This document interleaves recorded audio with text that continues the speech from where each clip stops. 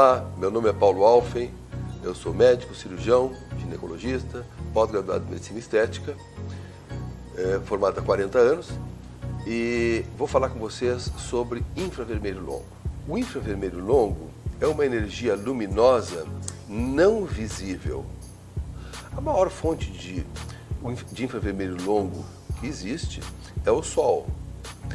Mas todos nós sabemos, ultimamente, ele tem tido efeitos um tanto deletérios por causa do buraco na camada de ozônio. Então, a exposição ao Sol deve ser uma exposição limitada, por causa não do infravermelho longo, mas por causa dos raios ultravioletas.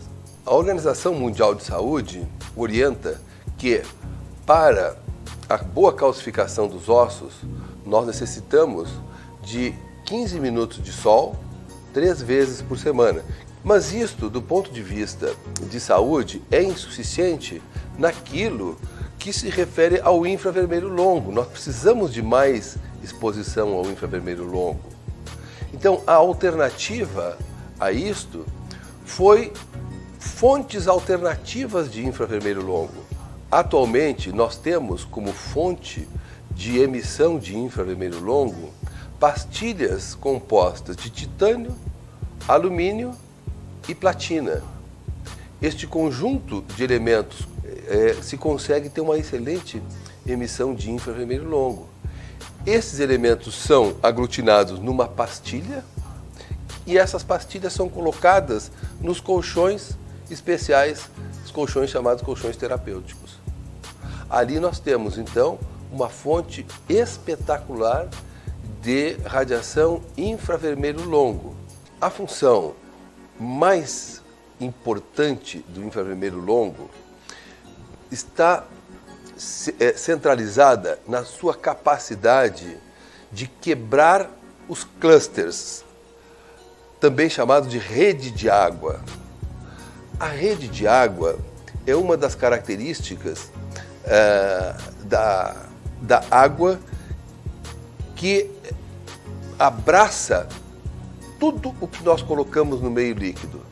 Então, se eu pegar um recipiente como este aqui, qualquer coisa que eu colocar aqui dentro, se eu colocar sal, colocar farinha, colocar uma moeda, o que eu colocar aqui dentro, a água vai abraçar.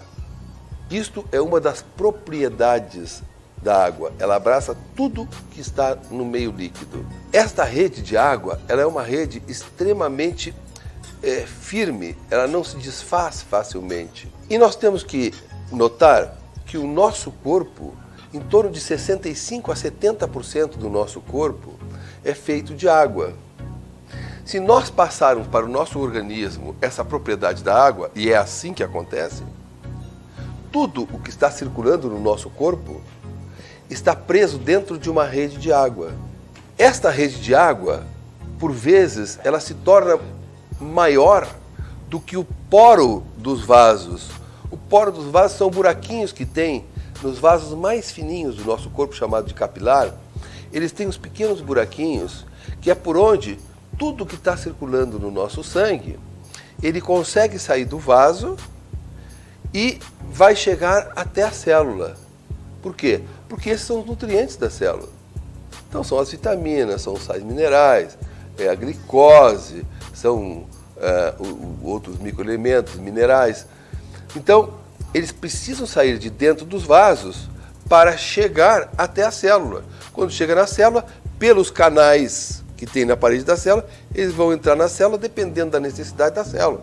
Ela abre os canais e vai buscar cálcio. Ela abre o canal e vai buscar glicose. Tudo que entra na célula entra por esses canais.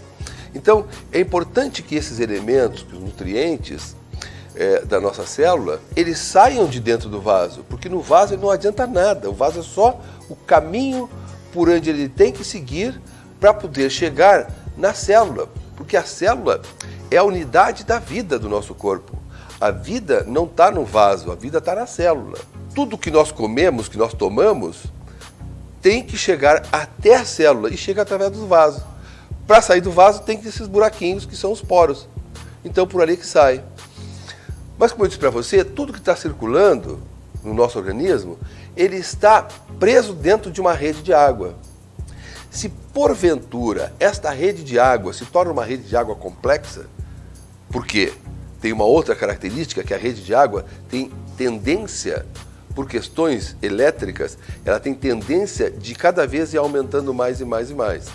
Então, se esta rede de água se tornou tão complexa e grande que não consegue passar pelo buraquinho do vaso.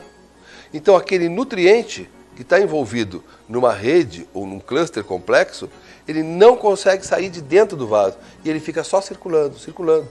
Não nos adianta nada. Então, é preciso reduzir, é preciso quebrar essa rede de água e transformá-la numa rede menos complexa, numa rede menor, para que ela tenha tamanho que consiga passar pelos poros dos vasos. E quem é que faz isto? O infravermelho longo. Ele tem a energia, a quantidade de energia certa, que ele cede essa energia para a rede de água, ele cede fótons, ele cede elétrons para a rede de água e consegue ir quebrando, ele vai liberando moléculas de água, liberando moléculas de água, liberando moléculas de água, e a rede vai cada vez se tornando menor. Portanto, o infravermelho longo, ele tem a especial capacidade de fazer com que tudo aquilo que nós ingerimos, tudo aquilo que nós queremos que chegue até a célula, mas não é só o que nós ingerimos, assim, os nossos hormônios também estão presos numa rede de água. Tudo que circula no nosso corpo está preso numa rede de água. Seja uma rede simples ou uma rede complexa. Mas ele só consegue circular preso. Porque não há possibilidade de eu colocar essa caneta dentro d'água e essa caneta vir molhada só pela frente e não vir molhada por trás. Ela vai vir molhada toda ela e inclusive por dentro, porque a água vai entrar aqui e vai abraçar tudo. O infravermelho consegue quebrar essa rede de água, tornando essa rede mais simples e, portanto, tornando disponível para a nossa célula tudo o que ela precisa. Por isso é que se diz, o infravermelho longo promove a biodisponibilidade. Bio quer dizer vida, disponibilidade, todos vocês sabem. Então, quer dizer, torna disponível para a vida, porque a vida está na célula. Quem faz esta biodisponibilidade é o infravermelho longo. Por isso é que é tão importante a exposição ao sol. Tem um outro aspecto também relativamente ao infravermelho longo. Eu falei para vocês que ele promove a biodisponibilidade, que é quando tudo o que a célula precisa está na volta da célula, disponível para ela. Mas esta célula vai usar os elementos nutritivos e vai produzir naturalmente o seu lixo, que nós chamamos de catabólitos. Esse catabólito está dentro da célula, ela tem que colocar isso para fora. Ela joga para fora e este lixo tem que fazer o caminho inverso que fez o nutriente. Ele tem que sair daqui da volta da célula, entrar na veia, não mais na artéria, porque a artéria traz, a veia leva.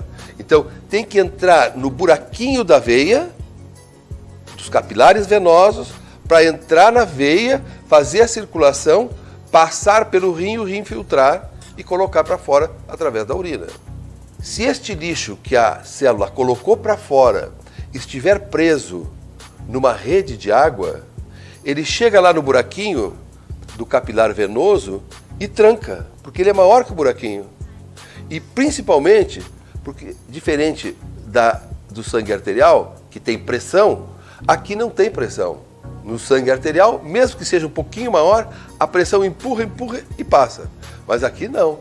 Aqui só vai passar se realmente for menor que o poro do capilar venoso. Ora, se ele for maior, estiver numa rede complexa, ele chega aqui e tranca. Isto é ruim, porque fica esse lixo na volta da célula, impregnando e intoxicando o ambiente extracelular. Se isso começa a ser frequente, vai obstruindo esse poro, outro poro, outro poro, outro poro, e de repente começa a dificultar a circulação de líquidos. E começa a haver retenção de líquido no meio extracelular. E isto não é nem um pouco desejável. Então, se a pessoa está exposta ao infravermelho longo, há a quebra desta rede complexa e este lixo consegue então passar pelo poro do capilar venoso, entrar na circulação, vai lá, passa pelo rim, é filtrado no rim e esse lixo sai na urina. Por isso que é muito frequente nas pessoas que começam a usar esses colchões com infravermelho longo, que nas primeiras semanas, sobretudo, a urina fica com um cheiro mais forte e com uma cor mais escura pela manhã. Por quê?